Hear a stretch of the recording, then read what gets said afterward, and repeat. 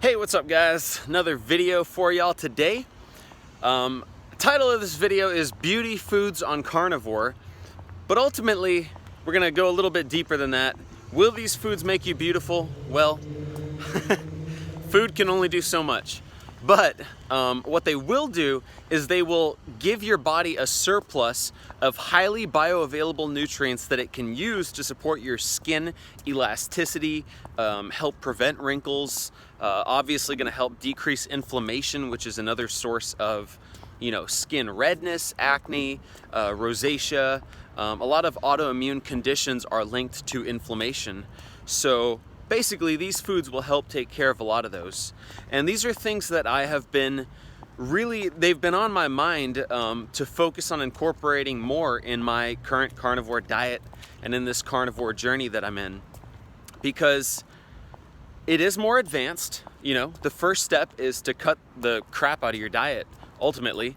Sugars, vegetable oils, all of that kind of stuff. That's the first step, and that will give you 80% of the results. When you get sugar, vegetable oils, refined carbohydrates, processed foods, all of that out of your diet, or at least majorly out of your diet, let's say 95% of the time that stuff isn't a part of your diet. When you get those out of your diet, that is going to help you accomplish about 80% of results.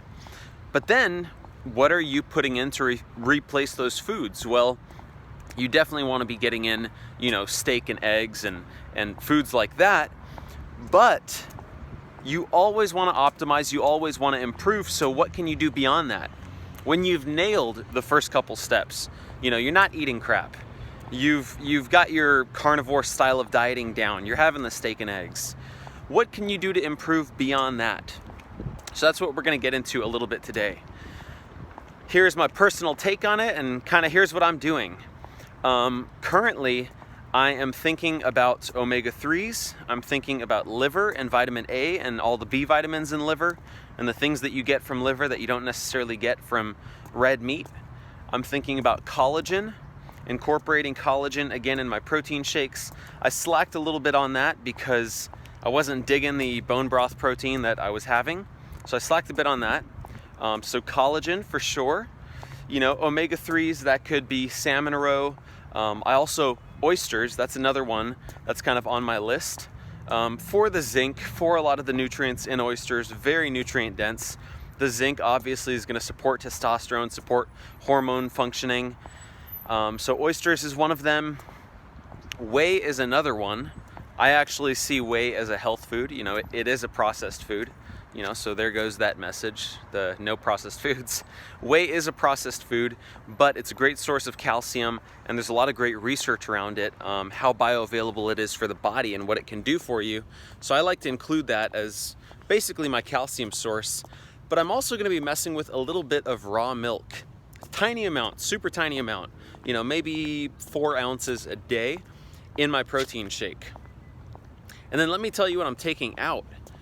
I'm taking out the egg whites, and yes, I know about the whole avidin and biotin theory, and I don't think I have B5, or what is it, biotin deficiency. Is that B5? It might be. I don't think I have biotin deficiency, and I'm not sure so much that it's an issue, but one thing I was noticing was that I was starting to break out, regardless of how clean I was eating, I was starting to break out a little bit. And in the past, when I would have, 10, even 12 eggs a day, make these massive egg scrambles, I noticed that I would break out a little bit and I would get, darker circles around my eyes, which I tend to have anyway, but they were darker than usual, you know what I mean? So I would notice that, and a lot of people have immune reactions to egg whites. The way that I had them recently has been in my protein shakes. I've been telling y'all about these, doing about 6 whole raw eggs. So it's just something I'm tinkering with. I want to see how I react to it. I'm going to cut out the egg whites, and I'm just going to stick with the egg yolks. So if I was to list the so-called carnivore beauty foods, the foods that will make you beautiful on carnivore, that's such a ridiculous idea. But if I was to list those foods, let's just stop. Liver, salmon roe, oysters, egg yolks. What else do we got? Collagen. Yeah. Yeah. That's about it. Yeah, egg yolks and liver, those are like the two biggest ones. Collagen, amazing for the bones and joints and skin and hair and nails and all of those good things. And then obviously you want the seafood side of things, and what are your best options there? I think salmon roe is incredible. I think salmon's incredible. I think sardines are incredible, but sometimes there's issues even with the wild-caught Alaskan where there might be a bit more contamination in those than we would like. So I think salmon roe is a great option there. But oysters are incredible. Oysters are one of those foods that I always include, and they do affect your hormones, which is why they are labeled as somewhat of an aphrodisiac, which I don't know why I'm eating them. But yeah, so anything that's going to positively impact your testosterone, your hormones, is going to be good. It's going to help out with lean mass. It's going to help out with decreasing fat mass, aka build muscle, lose fat. That's all good stuff. The more muscle you can have and the less fat you can have on your body, generally that tends to be a positive thing in terms of health. So yeah, we got the meat side of things, the egg side of things, the seafood side of things, and then just in terms of supplementation, obviously salt. Salt is incredible, but beyond that, I think collagen is one of those that we really want to pay attention to and incorporate. And that kind of rounds out the list. That's where we're at. Now, to further expound upon this idea, I want to bring up something called the triage theory.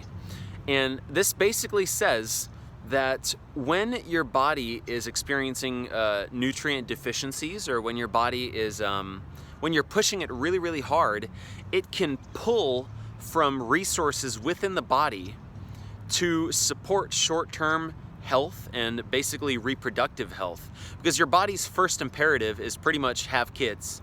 It's to give you enough health to get through the day and basically to support reproductive health, which is why a lot of the time when you see women doing bodybuilding shows, things like that, they experience a lot of issues with, let's say, menstrual cycles or their hormones or their thyroid, alopecia, things like that, because basically they are so unhealthy in this like starvation state that their short-term health and their reproductive health is being negatively impacted.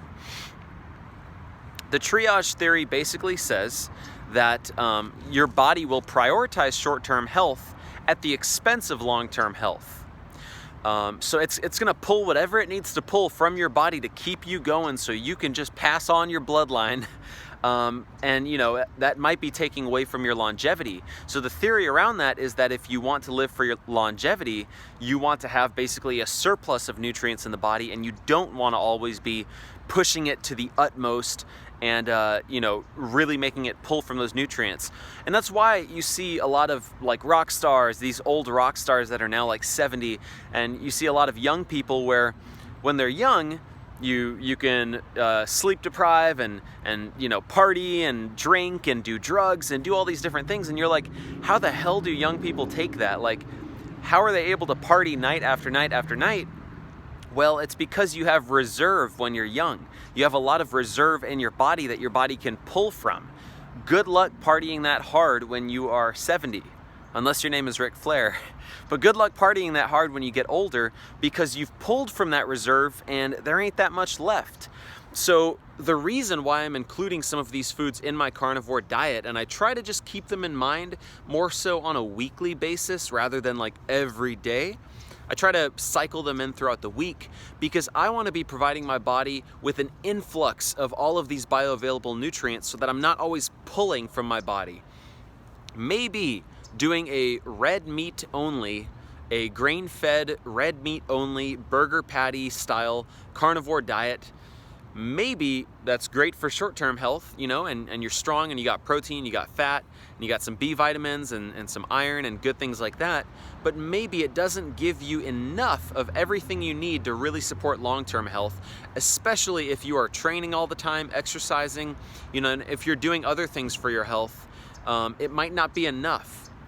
I don't know. Nobody knows. That's the truth. Nobody really knows about this stuff yet. So what I like to do is I always like to play it safe with that. Okay, well, is collagen gonna hurt me? Is whey protein, are egg yolks, is liver, is is salmon roe? Are those foods, oysters, are those gonna hurt me? No. Okay, well, let me include them. You know, let me just incorporate them just in case. So that's my take on all of that and about the whole triage theory. Yes, short-term health is great. When I was doing a Wendy's beef patty diet where all I was eating for like 2 months was Wendy's beef patties, I was ripped and I looked fine. My skin was great, I was ripped, and my gym performance was great.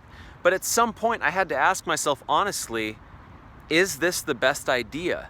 You know, how could you improve upon what you're currently doing? Even though you feel great right now, how could you improve upon that? And that's ultimately what I focused on doing. Just because you can get away with something doesn't always mean it's a good idea to do. So that's something that is more intermediate and advanced for those of you doing carnivore. If you're just starting carnivore, the best thing you can do is to just start doing it. You know, don't worry about the yolks and the roe and the, you know, all these different things. Just cut out all the other crap from your diet and start eating animal foods, and you will be better for it. In the long run, then you can start to think, well, do I want to have a bit of collagen? Do I want to have a bit of a dairy source for some calcium and vitamin K2 and different nutrients? Do I want to have some liver in there every now and then? And Shawn Baker actually has a very, very open-minded approach about this. People often think Shawn Baker is like Mr. Grain-Fed Steaks. He's super open-minded about this stuff. And I always like to hear his opinion about this. He doesn't feel that it is proven to be necessary. Some of these foods are proven to be necessary. He doesn't knock anyone that eats them, but he doesn't feel that it's really proven that you need that stuff. And he's got some good points behind that. Like if you kill an animal, the vast majority of what you're eating is muscle meat and fat. You know, in basically relative to organ meats, you're gonna be getting a lot more muscle meat and fat. So as a percentage, as a proportion, we probably would thrive off of a heavily muscle meat and fat-based diet with some occasional organs. So that's kind of that, guys. That is my take on that, and that's what I'm doing currently. And then, of course, I'm still doing this whole bulk, and so that means basically a couple sweet potatoes at night. If they're tiny, I'll do like 2 or 3. If they're the big, massive ones, I'll do 1.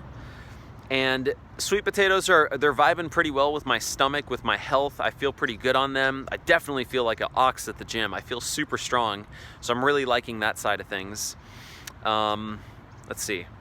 I skipped them the past couple nights just because I was full, and I flattened out at the gym for sure. Like, I was holding 160 pretty consistently, and I was very happy with that. And today at the gym, I was 157, I think. And just didn't feel that oomph, you know? I don't know how else to describe it. It's like when you feel like you could tear the weights in half, like that crazy strength. I didn't feel that today, so that comes and goes though, and it's dependent upon rest and calories and all kinds of different things. But I'm definitely going to be having my sweet potatoes tonight, making sure that I fill out because I had a good session today.